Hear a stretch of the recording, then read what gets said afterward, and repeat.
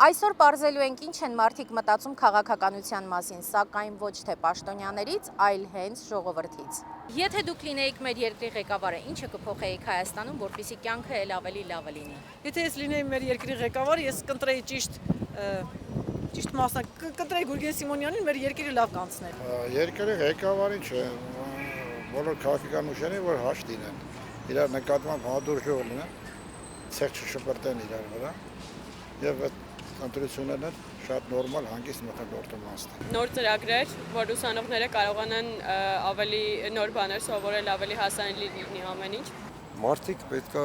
ունենան այն հնարավորությունը ազատ իրենց մտքերն արտահայտելու։ Օրինակ այսօր արդեն մարդկանց մոտ մտել է մի փոքր վախ, որ չի կարելի ասել այս բանը սենց, այն բանը սենց, կարող է հանգարց իրենց բռնեն տան։ Ասենք թողան բռնեն տան, ինչ պետք է անի։ Ինչ ենք արել, ոչ հայոյում ենք, ոչ բան, ասում ենք վատ եք աշխատել, այս բանը վատ եք արել, ուրեմն վատ է, որովհետև դա մենակ իմ միտքը չի։ Հայաստանի խնդիրների համար իշխանությունն է մեղավոր թե ժողովուրդը։ Եվ իշխանությունը եւ ժողովուրդը։ Ժողովրդական խոսք կա, ձուկը գլխից է նեխած։ Ես այդ խոսքը համարում եմ ճիշտ, քանի որ երբ որ ճիշտ իշխանություն է լինում, պրոֆեսիոնալ, քաղաքագիտությունից եւ քաղաքականությունից լիարժեք հասկացող, ժողովուրդը պարզապես այն ոսկի ներդրումն է ունենալու իշխանության համար, Խորտ կտայի չստել առհասարակ։ Հայք կուսակցությանը, հայք եւ հայկազուններ ծանոթ եք։ Այտենց լսել եմ ճիշտ ասած։ Հայք կուսակցությունը գալիս է ոչ թե խոստումներ բաժանելու, այլ պատասխանատու կառավարման նոր մշակույթ ձևավորելու։ Մենք միավորում ենք ուժը, փորձը եւ ազգային արժեքները հանուն հզոր ու արժանապատիվ Հայաստանի։ Ես դեմ չեմ, այլ պետք է նախընտրել նման կուսակցությունների։ Ունեք նախընտրած քաղաքական ուժ։ Այո, դա ազգային բևեռն է, որի լիդերը Վարուժան Ավետիսյանն է, արդեն 4-րդ տարին է,